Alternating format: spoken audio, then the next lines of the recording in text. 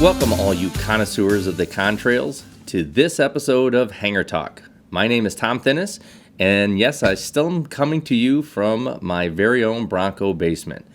It is my distinct pleasure on this episode to introduce you to Greg Sumner. Greg is a 1997 graduate of Western Michigan University, double majoring in aviation flight science and also Spanish. So with all that being said, let's jump in and let Greg introduce himself. Okay, well, thank you for joining us, Greg. Pleasure to have you here on this episode of Hangar Talk. So as we get started, why don't you tell us a little bit about who you are and the background? You got a pretty extensive history, so I'd love to hear a little bit about it. Okay, how long do we have for that? Because I've got a pretty long history. Anyway, hi Tom, thanks for having me. My name's Greg Sumner. I live in Phoenix, Arizona, with my husband Kevin Arnett right now, and I'm originally from suburban Chicago, south suburbs of Chicago, which is why I have my ties to West Michigan, pretty close there, and then graduated from Palatine High School way back in 1992. We don't want to talk about that. I did the 5-year plan at Western. That was kind of planned, actually, between doing foreign study in Granada, Spain, and getting a double major with a business minor. So while I don't necessarily I don't say rush to get out in 4 years. Like I said, for me, it was a planned thing. I also got selected to be an intern for United Airlines in summer of '96. So that took up a fair amount of time where I could have been taking some summer flying courses.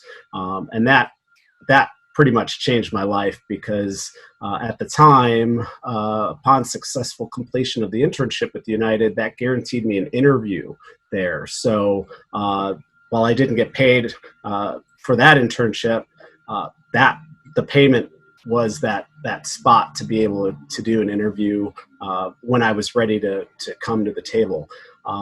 Anyway, graduated in 1997. I was a CFI for Western and decided to move to Arizona to flight instruct, and then got hired at Continental Express in 1998.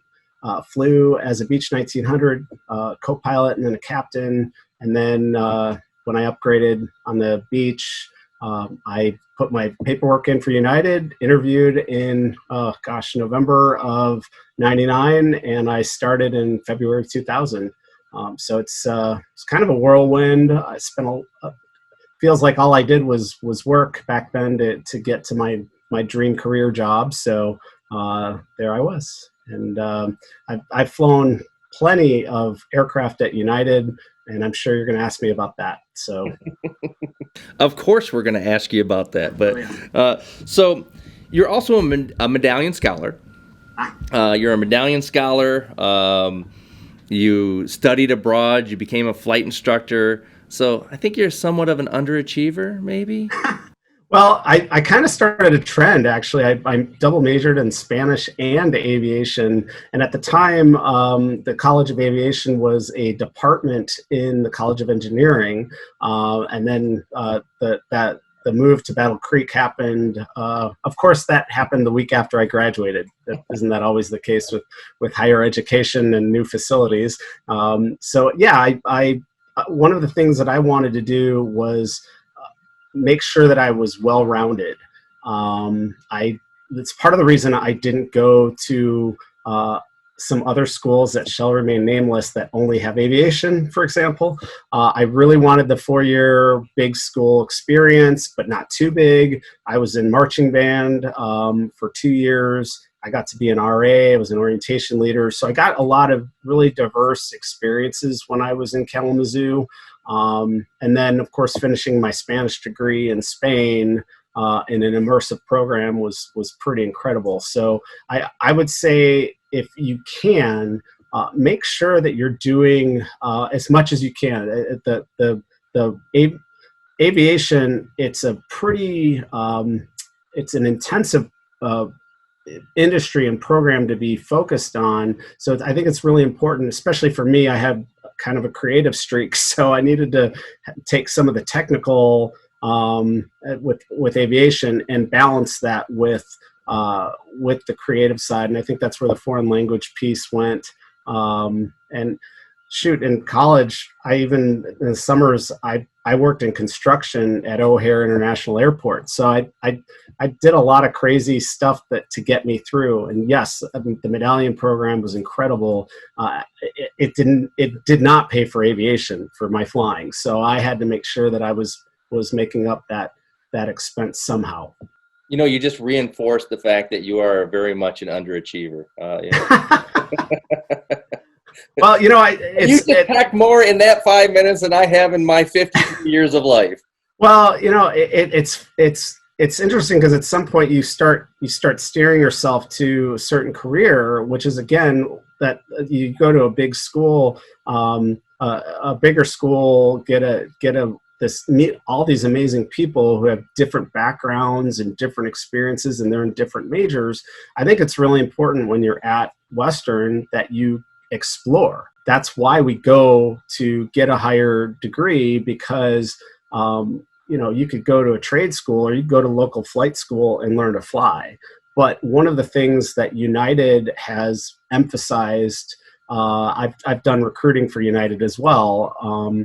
One of the emphasis items I've always heard is that the airlines, and I think this is pretty consistent with a lot of the companies I've dealt with, they want your story. They want to know why. I mean, your hours are your hours. Everybody shows up with their hours. What makes you unique? What makes you the kind of person I want to spend a 4-day trip with, or trying to keep me awake flying on the backside of the clock over the Pacific?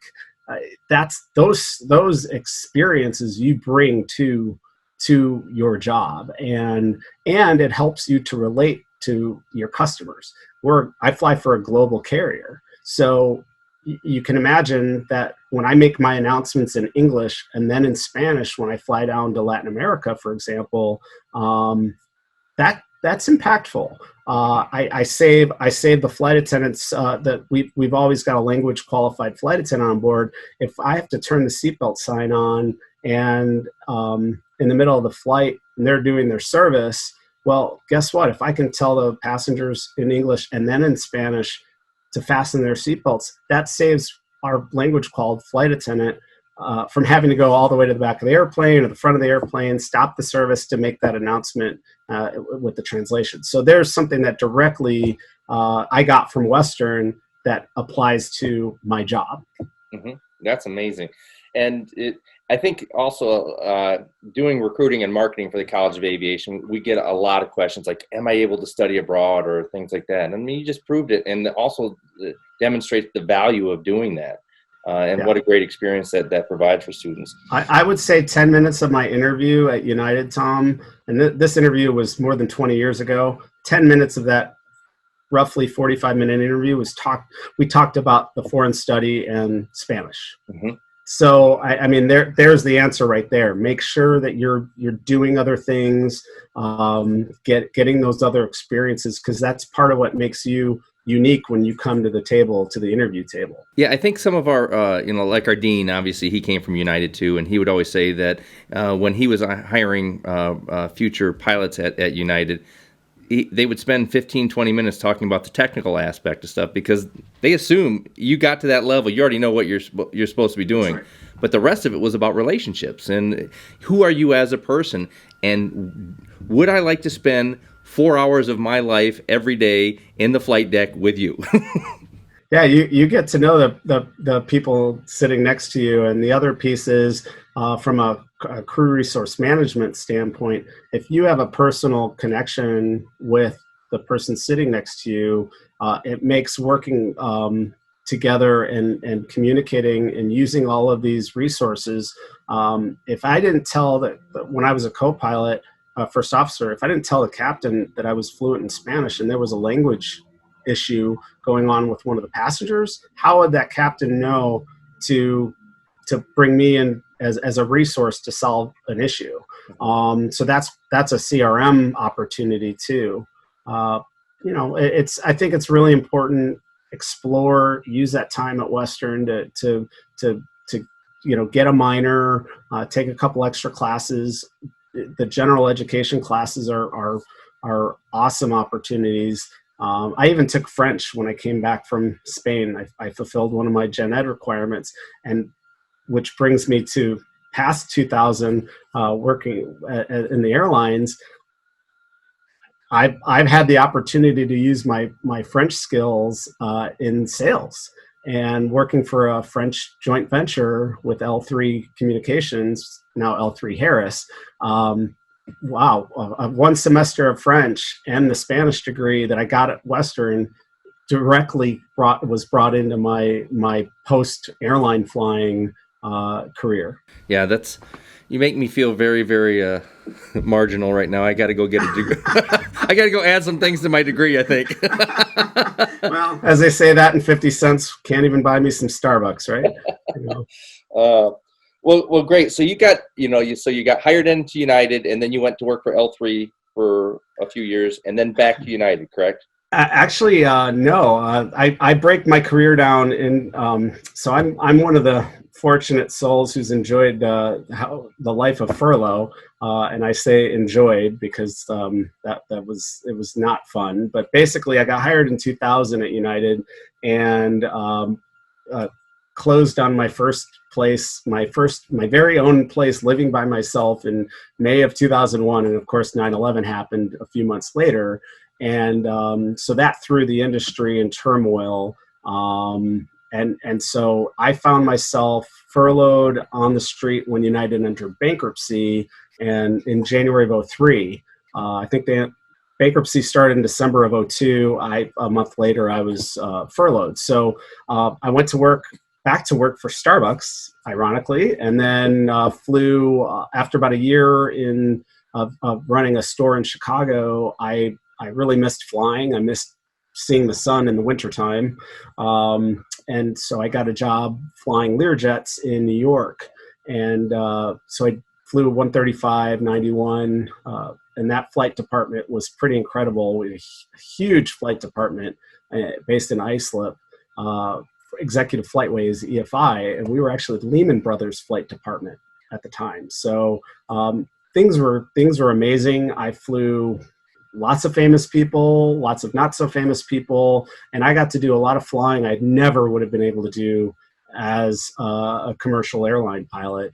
I've flown in many small towns and really been challenged as an aviator doing that job.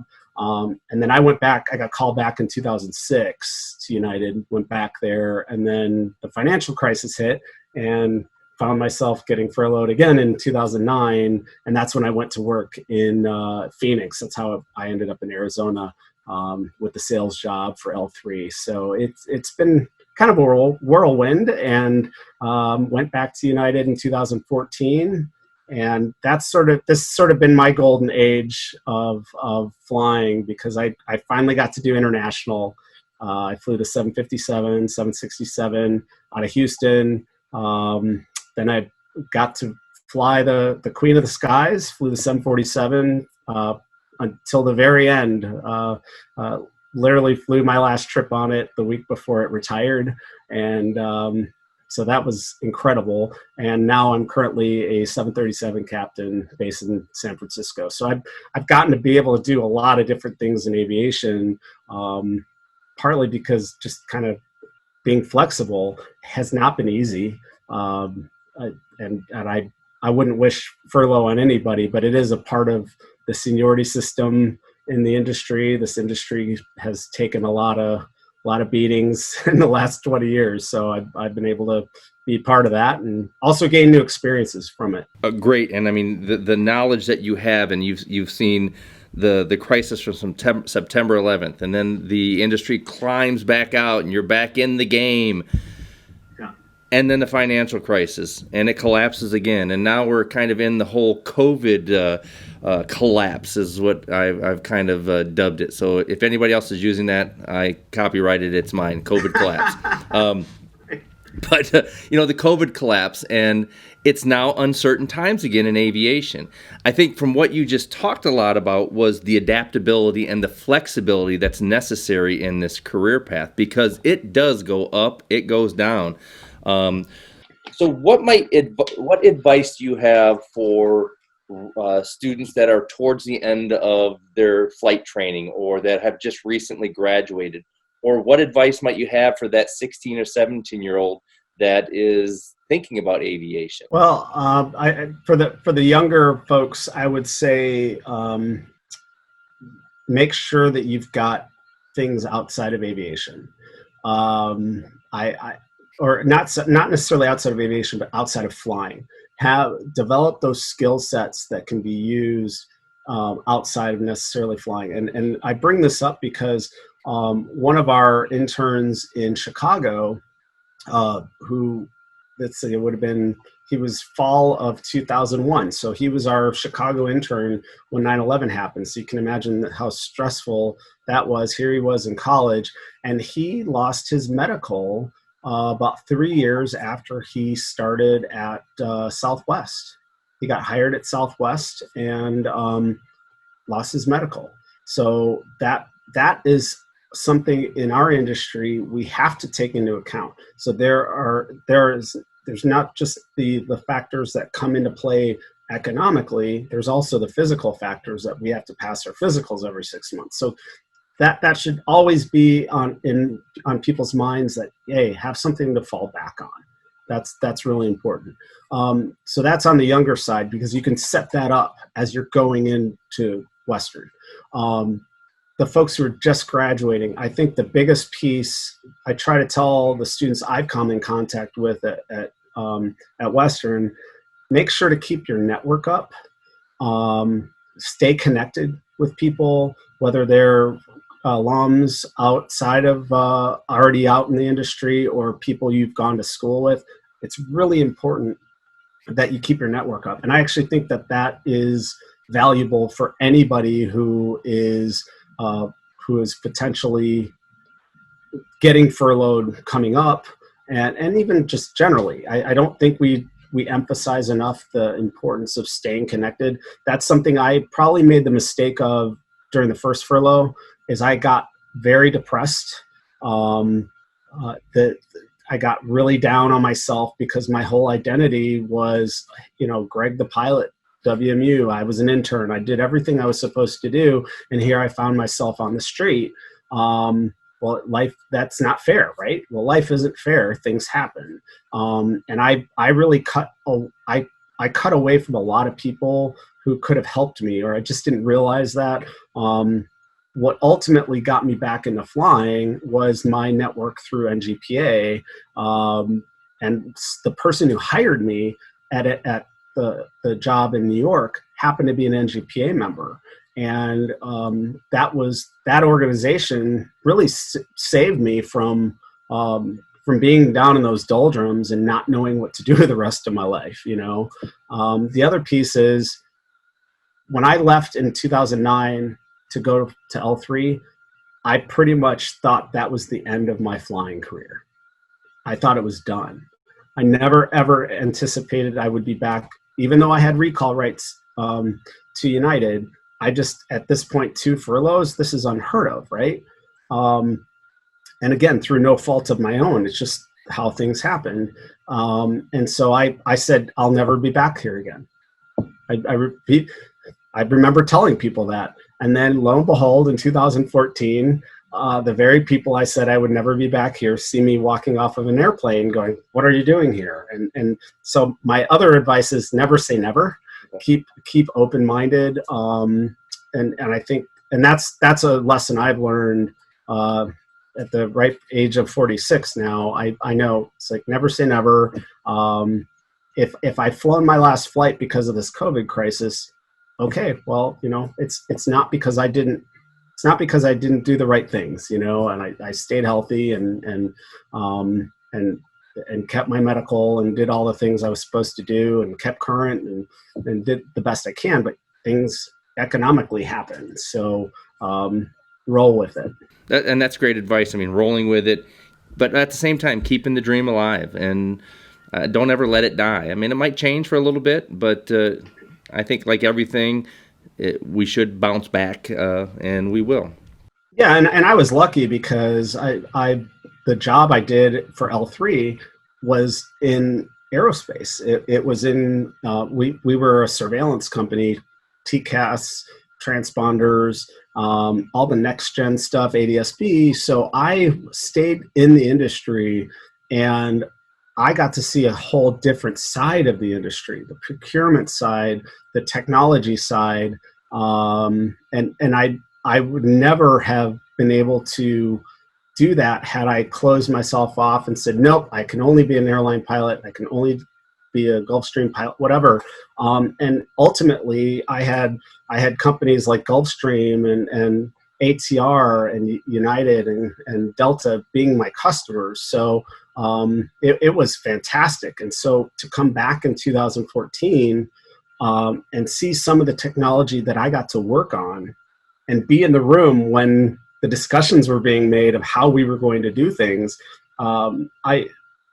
If Phoenix is a great example. I know the head of technology at the time for one of the major airlines here, who developed the arrival patterns that we have here in Phoenix. And I watched the planes here from my yard and go, oh yeah, I remember when they were putting that together. You know, that's something that, again, just sitting in the flight deck and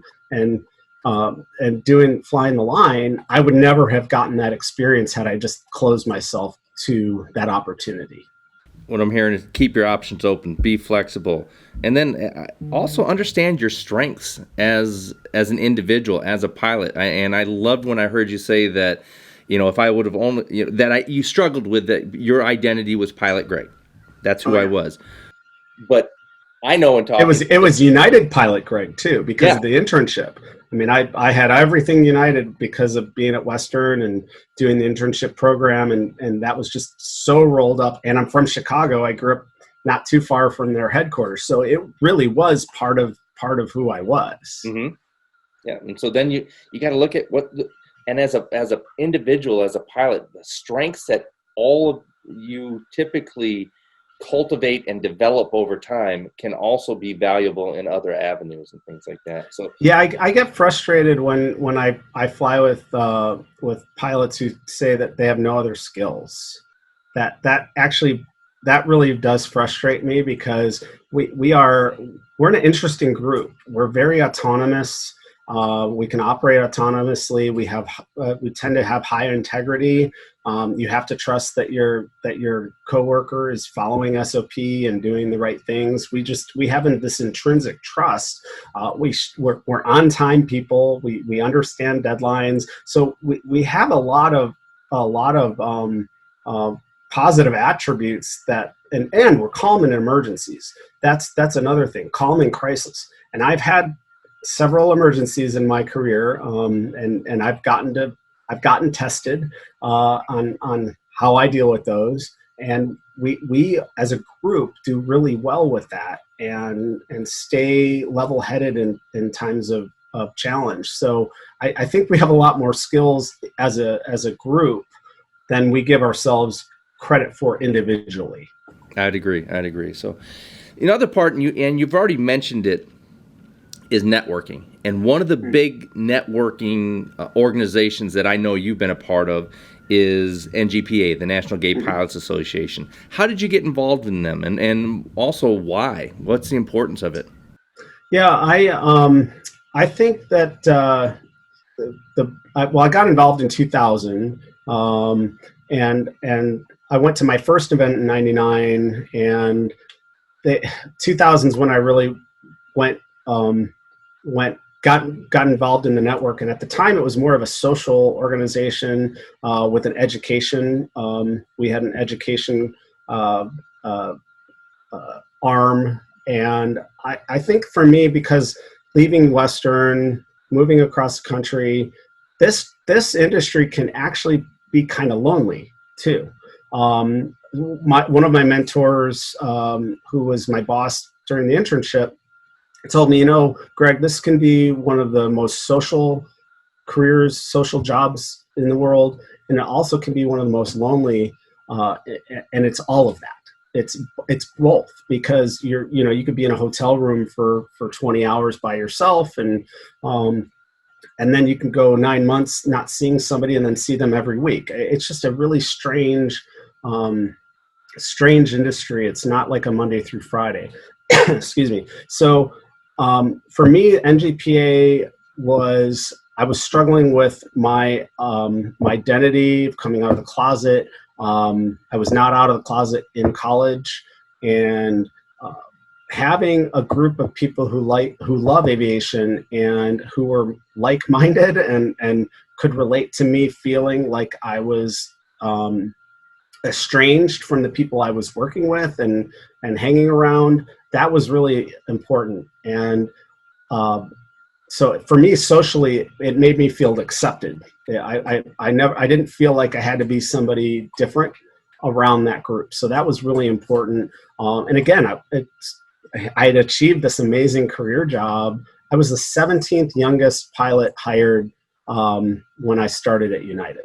So I was young and I felt really alone. So having NGPA to connect with other pilots at United who are also gay, that was really important.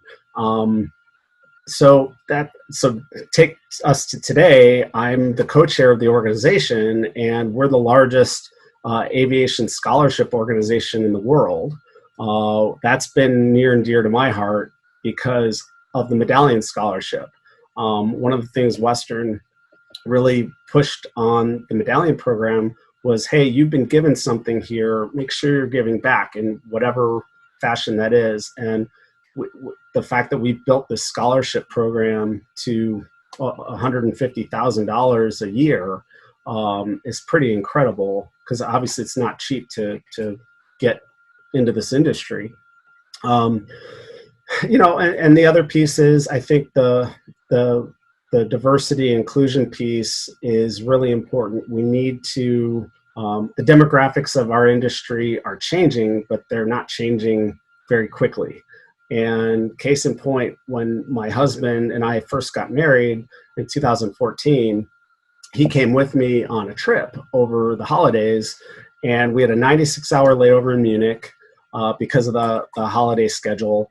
And when I told the captain that my husband was coming with me, coming with us on the trip, his response was, "Oh, you mean your girlfriend?" I mean, it was already weird enough for me to say husband, and it was like I couldn't even say that. It was a third rail. So it was really a challenge, and having the support system of NGPA to help me know that I'm not crazy, and I'm just another pilot and who's bringing a diverse background to the experience and to the job. I think that's important to have that network together. And again, it got me out of that really low point in my life in 2003 and got me back in the flight deck and flying in a totally different environment than I had done before. The diversification of aviation is such a critical aspect of it. And I mean, one thing that working at Western, for me, what was a proud moment was when Western was the second NGPA collegiate chapter that came out. And I know that you work very closely with the group, and you still do work very closely with the group. I got to believe that was kind of a special moment for you too, when your alma mater is then creating a student chapter, a student NGPA chapter. Oh yeah, I think that's one of the things I even remember from campus in the 90s. We've always had a very, very strong RSA. The actions of the student body have always been, people don't sit back in Kalamazoo and Western. They get involved, and to see an NGPA chapter really become one of our strongest chapters, and they were only the second one when we were still trying to figure out what that looked like. We've gotten, I think the important part about that is it's connected a bunch of Western students with people who are already in industry, who can help kind of give that guidance and go, okay, this is what I did in my job, and this is how I handled it, and I've had folks who were in the chapter who were not thinking about applying to internships and changed their whole trajectory by doing that. The other piece I'm proud of is the NGPA chapter at WMU has really done great outreach with the OBAP chapter and the Women in Aviation chapter. And I think that right there is, that synergy is phenomenal. That is exactly what we need to get students off campus, out into the industry and meeting other people, because strangely enough, there is an aviation world outside of Kalamazoo. I think the opportunities to get folks off campus and interacting nationally and internationally, it's really important. I can't stress that enough. And organizations like NGPA that hold events, big events, Women in Aviation hold big events, OBAP, same thing. I think that's really valuable to stay ahead of the folks from other, because there are several aviation programs out in the world here. So we are competing with other people for employment. So that network is really important. And I know some of the greatest experience for students in NGPA and OBAP and Women in Aviation is when they get to go to the conference, because I know the winter warm-up that NGPA puts on, and you bring in all these industry partners, and then you have the students that connect not only with those industry partners, but they connect with other students from other NGPA chapters out there. And that's just a tremendous experience, because the connections that you make there, much like your internship that you did at United, it can lead to future opportunities. And then you look at these downturns that we're in, and all of this stuff starts to coalesce and starts to make sense about all of the suggestions and advice that you're giving. And I know at Western, there's still a lot of work to be done, and we can't rest on our laurels and pat ourselves on the back, because my goal is I want every one of our students to be part of OBAP and NGPA and Women in Aviation.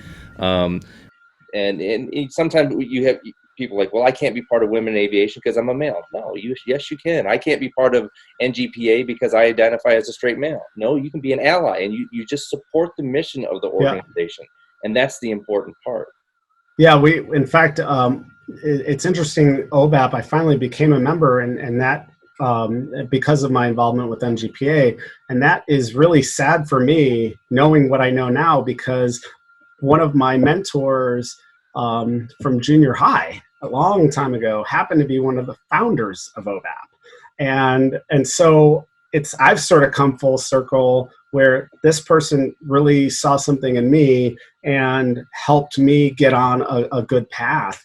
And now I'm getting to do the same thing and helping students. So there's no one path. That's the other part, Tom. I think people think, oh, you do it this way, you build your hours, go, and then you apply to the regional, or you go through a cadet program. Obviously, we don't know what's going to be happening with the COVID crisis and the channels for how to get on with careers. But I know folks who are in the corporate flying environment who have had amazing careers with amazing corporate flight departments. They fly into environments that, when I was flying the 747, which is incredible that I got to do that. We flew to seven or eight airports. That was it. Mm-hmm. Unless I were doing a military charter, I saw the same airports plus San Francisco all the time. And these corporate flight departments, they're getting to go to, just amazing, Nairobi. I mean, places I've never, they're in an encyclopedia. Oh, do they still have those? I don't know. So there are multiple paths in this, and again, staying open to that, I think that's really important. I also know that you're a pretty big, proud alumni of Western Michigan University, and some of that has been recognized. 2016, you were awarded the WMU Spanish Alumni Achievement Award. 2019, we honored you at the College of Aviation with our Excellence in Diversity Award. Why is that important, and what does it mean for you as an alumni? I think, well, first of all, I'm humbled. I was chosen with the amazing people who've already gotten those awards. I think the important part of that is the connection with Kalamazoo and WMU and staying connected or reconnecting with the university. That there are amazing people, amazing programs, and that connection doesn't stop the moment you graduate. It shouldn't stop because we've got an amazing family. I think we have over 225,000 alumni now, and we're everywhere. When I pull up on LinkedIn, and yes, I am looking at LinkedIn because I don't know what's happening with the jobs these days, and I'll see WMU grads on the LinkedIn here in Phoenix. So guess what? That's a connection. So I think having those kinds of awards with alums, I think it's a really amazing thing the university is doing to stay connected out in industry and show off. We've got an amazing alumni group. Well, that didn't happen by accident. Western really gives us the ability to form amazing experiences and take those out into the world and be successful. So I think that's why recognizing alums is so important. And it's amazing. It was amazing to go back and see my professors, people who thought I've done a good thing out in the industry. And you know, hopefully I can pass that along to folks who are just graduating now, you know. Well, and it's great to have great representation like yourself out there, you know, supporting the brown and gold and things like that. Earlier you said we'll talk about airplanes. So this is an easy question, but what's your favorite airplane to fly? Oh man, that's tough. It should be easy. You know, I wish it were. I have to say the 757 is an incredible airplane. I would, oh man, this is tough. The 767-300ER, that one's like a roadster. That's awesome. But there's nothing like the 747. I mean, that plane, that's the only plane I've flown where almost every flight people came up to take pictures, even before they announced the retirements. And so there's sort of a panache to that. And the upper deck, I finally got to fly as a passenger on the upper deck and not just as a bunkie, where you know, we have the bunks in the front there. And you're essentially in this private environment. We had 20 business class seats on the upper deck. You have 2 flight attendants, and it's sort of your own private environment, and it's quiet, and it just rode so smoothly. And then I'd be flying across Greenland, across these amazing glaciers, and have the flight deck. Actually, when you're sitting in the seat in the 747, it's actually kind of tight because the windows, it's coming in at an angle, and so you got the windows like pretty close to you when you're sitting in either seat, and being able to look out, and you're over these glaciers, and this plane had 4 engines. It could carry a ton. I mean, it was amazing. 870,000 pounds taking off, and the other part was we didn't have to worry about the 250 knot limit below 10,000 feet because our clean maneuvering speed, and bear with me here because of the flying lingo, but our clean maneuvering speed was typically above 250 knots when we were taking off.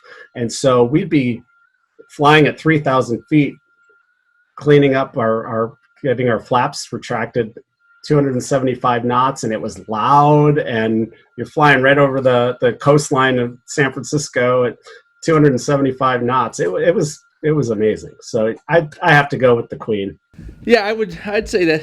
I've only been on, I think, a couple of them myself. Never. I don't know if I've ever been on one when it was flying, but I got fortunate. We did a summer camp, and we were able to go through one. I mean, just awesome airplanes. Awesome. Yeah, it was, in fact, the first time I ever jump seat, and this is probably why I love the plane so much, the first time I ever got to sit in the jump seat at United was on a 747-100, and the captain invited me to go down on the trip from Miami to Buenos Aires. So here I am. I'm a Spanish major. I fulfilled my Spanish degree requirements, and I'm flying my first jump seat experience on a 747 to Argentina, crossing the equator for the first time. That's a good memory to have. And then there are people who were on my last flight who are on there just to be on their last flight of the 747, take pictures, and I still keep in contact with some of those people, passengers, because that was such a big deal for them to get on. So that plane had a style and panache to it that, you know, unfortunately the plane I fly now just doesn't have the same ring. But you know what? That's okay. I can say I got the memories of it. I'll date myself. I think the 747 for me is it was at Airport 1977, that movie. Oh yeah. And when it landed in the ocean and it sank. In the water. Yep. Jimmy Stewart was on that one. Yep. And I'm as a former scuba instructor myself, and I mean I was like 10 years old at the time, like, oh my God, scuba diving and airplanes, how cool. So yeah. Oh yeah. Opposite pressure, but hey, that's okay. Yeah, you know. The mindsets of pilots and divers are about the same, though. I would agree with that. So, well, Greg, thank you very, very much for joining us today. This is, continue going out and doing great stuff. We love seeing you on campus. So, I know you're over in Arizona now, but next time you get back to campus, make sure you stop by. Well, I was hoping for homecoming, but it sounds like that's not going to happen. I just heard the news, so yeah. Maybe next. Thinking spring of 21, hopefully. When the new building opens. There you go. That'd be good. Okay, well, we'll make the date. That's perfect. Okay. Awesome. Thank you very much. Thanks, Tom. So that brings us to the end of another episode of Hangar Talk. I want to thank our guest, Greg Sumner, for joining us and sharing some of his stories and insight into the aviation industry. Until next time, this is Tom Thinnis, and we'll see you on the next episode of Hangar Talk.